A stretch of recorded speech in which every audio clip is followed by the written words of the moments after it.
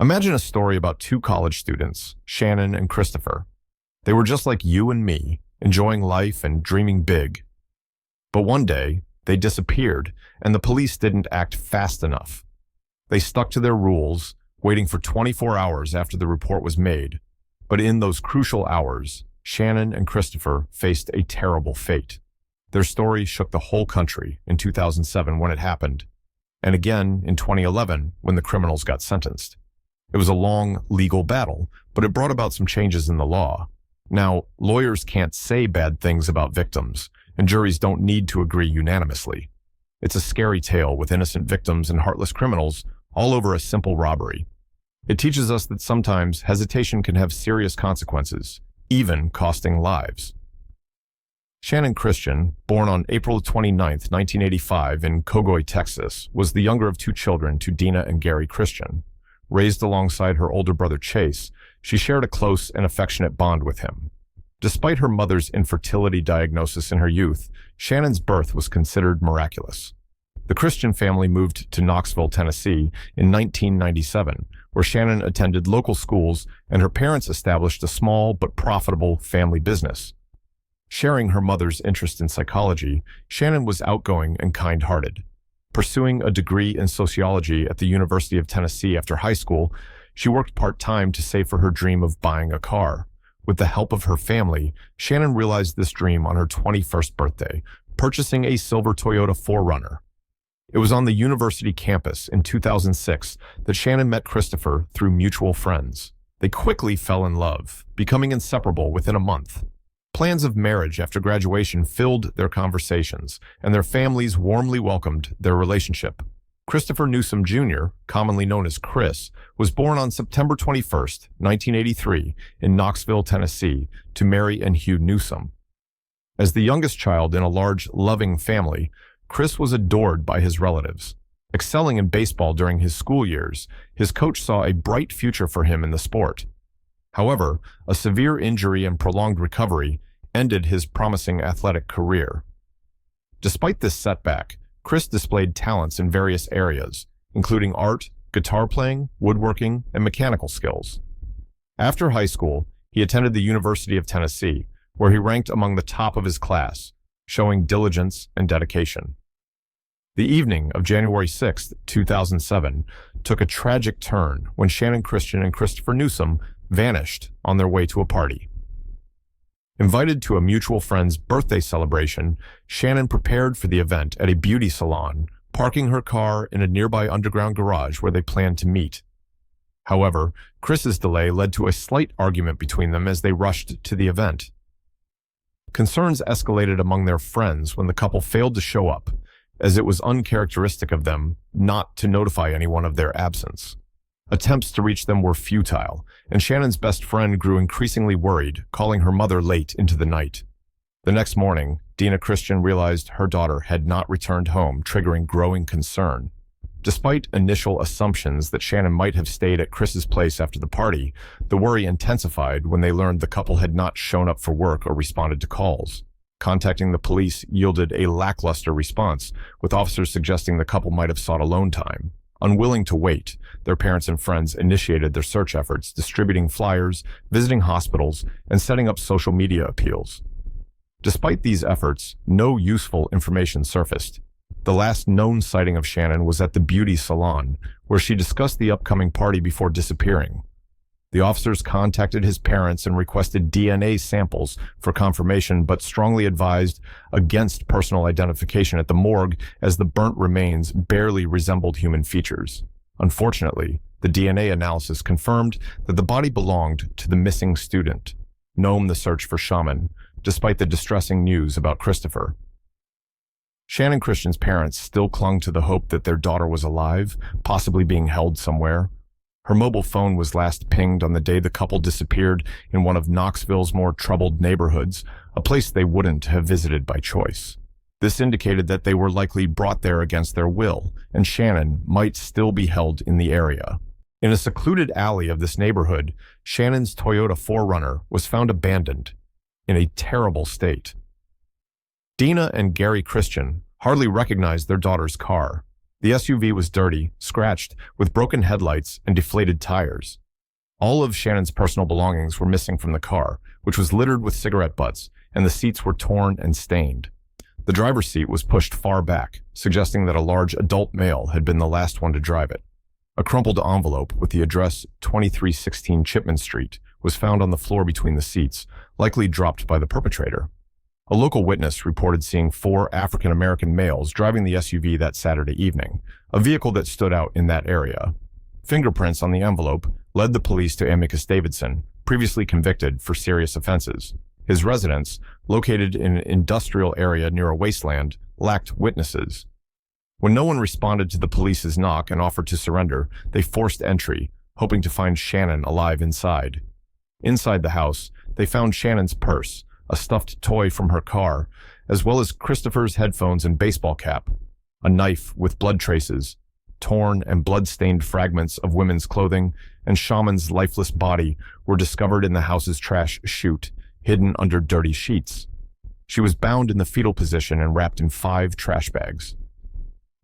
Experts later concluded that she likely passed away in the early hours of Monday, January 8th.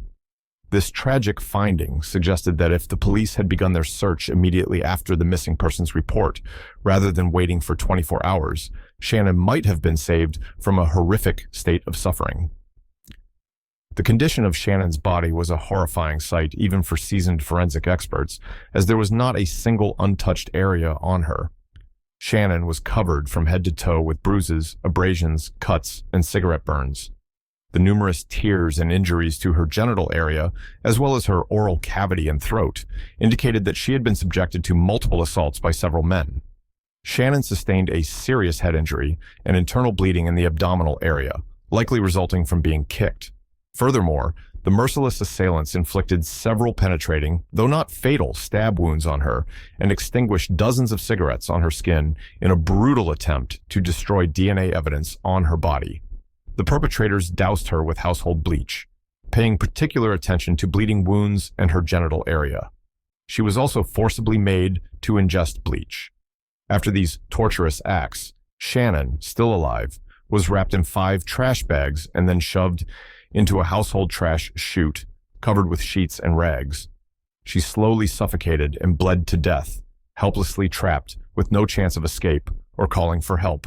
The 5 merciless perpetrators, Letalvis Davidson, in whose house the mutilated body of Shaman Christian and personal belongings of the deceased Christopher Nome were found, was immediately declared a fugitive. The police also tracked down another suspect, Eric Boyd, whose traces were found at the crime scene.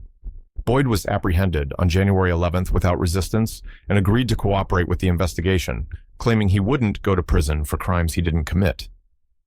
Boyd revealed that Davidson was hiding in a vacant house listed for sale and personally led the police to the location. Davidson, unprepared for this turn of events, was caught off guard and offered no resistance. Notably, at the time of his arrest, Davidson was wearing sneakers that had belonged to the deceased student. During interrogations, Davidson tried to minimize his role, portraying himself as a victim. He claimed that the couple had come to his house looking to buy banned substances, but were caught up in a conflict with his acquaintances.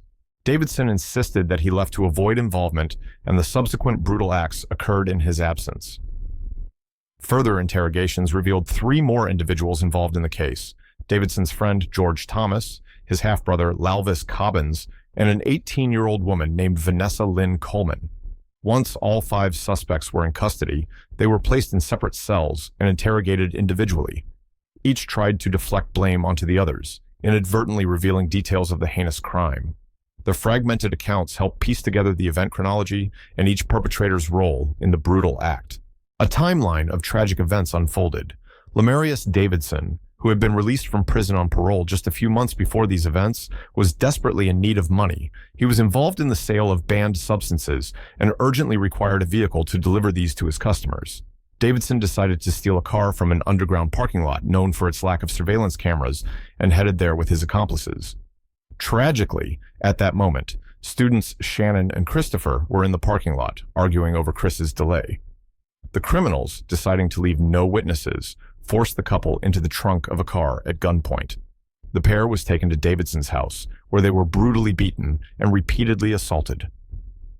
After midnight, a barefoot and undressed Christopher was again forced into the trunk and taken to the railroad tracks. He was ordered to walk on the stones before being shot twice in the back.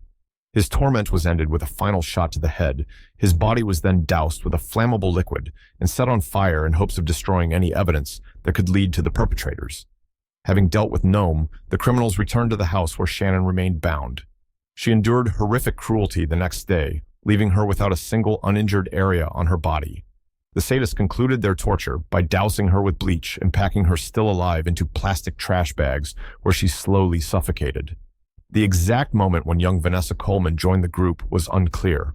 During interrogations, she claimed to be a hostage herself, participating in the torture out of fear for her life. However, Boyd indicated that Coleman was Davidson's girlfriend and willingly participated in the events, even taking some of Shannon's jewelry and mobile phone.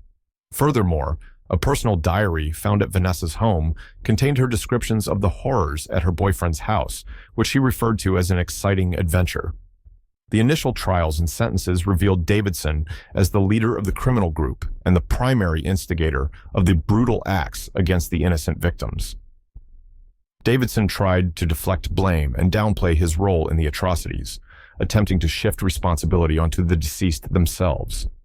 Remarkably, the defendant's lawyers latched onto this version, attempting to tarnish the reputations of the deceased in court. The parents of the victims later expressed immense emotional anguish over these claims. Nevertheless, Davidson was found guilty on 40 counts, including assault, kidnapping, robbery, and particularly cruel and premeditated termination of life, among others. The jury unanimously decided that Davidson deserved the death penalty for his heinous acts. Letalvis Cobbins, faced with the death penalty for his role in the torture assaults and involvement in the termination of life, was ultimately sentenced to life imprisonment without the possibility of parole. George Thomas received a similar life sentence for his involvement in the same crimes with no chance of release. Eric Boyd, considering his cooperation with the investigation and assistance in capturing Davidson, was sentenced to 18 years of imprisonment. The relatives of both victims found this sentence outrageously lenient. As for Vanessa Coleman, the only female participant in the atrocities, the investigation proved her involvement in the torture assaults and in Shannon's tragic end. She was sentenced to 53 years in prison. However, overturned verdicts and new hearings in 2011 led to changes in the sentences of the perpetrators. Davidson's sentence remained unchanged, while Cobbins continued to serve his life sentence without the possibility of parole. Thomas, however, received a life sentence with the possibility of parole after 51 years. Coleman's sentence was reduced from the original 53 years to 35 years. In 2020, the parole board decided she would remain incarcerated at least until April 2032. Eric Boyd's situation changed most dramatically. Originally receiving a relatively short sentence for cooperating with the investigation, his involvement in the assaults and tragic end of both victims was later proven. His retrial resulted in a life sentence without parole. Boyd's attempts to appeal his new sentence were unsuccessful. He is currently serving his sentence in the Bledsoe County Correctional Complex. Davidson remains in the maximum security Riverbend institution, awaiting the execution of his death sentence. The trial garnered significant attention, widely covered in the press, and led to the enactment of two laws. The first, aimed at protecting victims from defamation attempts to shift blame onto them and portraying them negatively. The second, eliminated the need for a judge's signature on a jury's unanimous verdict. The house at 2316 Chipman Street, which became a torture chamber for the young couple, was demolished in the fall of 2008. A memorial was erected on the site in honor of Shannon and Christopher. In memory of Christian, a golf tournament and a Christian charity foundation were established, providing support to victims of violence. Similarly, a foundation in Newsome's name was created, holding annual memorial baseball tournaments at Halls Park and awarding a scholarship named after the deceased student and former baseball player. It's important to note that despite the public outcry and widespread attention, the media initially misrepresented details of the case, either accidentally or intentionally. Many believed that the variations in reporting and delayed coverage were influenced by racial motives, as the victims were white and the perpetrators were African American. However, the head of the Association of Criminal Writers and Editors noted, I can't confidently say that this case would have received more attention if 5 white criminals had been accused of committing similar atrocities against 2 black individuals. Additionally, the Knoxville police chief stated that there was no evidence to suggest these crimes were committed based on racial animosity.